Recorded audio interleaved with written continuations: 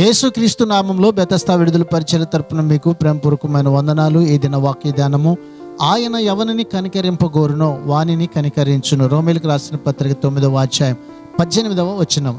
దేవుడు జాలి చూపి దేశం మీదకి పంపిన తెగులను తొలగించాలని ఫరో కోరాడు. కానీ పశ్చాత్తాపడి దేవునికి సేవ చేసేందుకు ఇష్టపడలేదు. మరింత పాపానికి అతన్ని వదిలివేయడం ద్వారా, అతని హృదయాన్ని కఠినం చేయడం ద్వారా దేవుడు అతని పాపాన్ని శిక్షించాడు.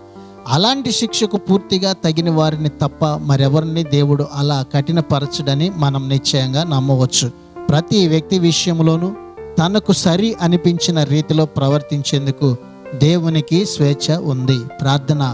మమ్మల్ని మిక్కిలిగా ప్రేమించిన మా ప్రియ పరలోకపు తండ్రి యేసయ్య, నీ మహాకృపను బట్టి ప్రేమించి మరొక నూతన దినాన్ని మాకు ఇచ్చినందుకు నీకు వందనాలు, స్తోత్రాలు చెల్లిస్తూ, అయ్యా నీ కనికరమును మేము పొందుకొని నీ ద్వారా ప్రభువా కలిగే ప్రతి మేలుని, ఆశీర్వాదాన్ని అనుభవించినట్లుగా నీ యొక్క సన్నిధిని, ప్రసన్నతని ఈ దినాన్ని ఈ బిడ్డలందరి మీద ఉంచమని, వీరి కొరకు నీ కనికరం ద్వారా కలిగే ప్రతి కార్యాన్ని జరిగించి మీరు మహిమ పొందమని యేసు పరిశుద్ధ నామంలో ప్రార్థించి అడిగి వేడుకుంటున్నాము తండ్రి.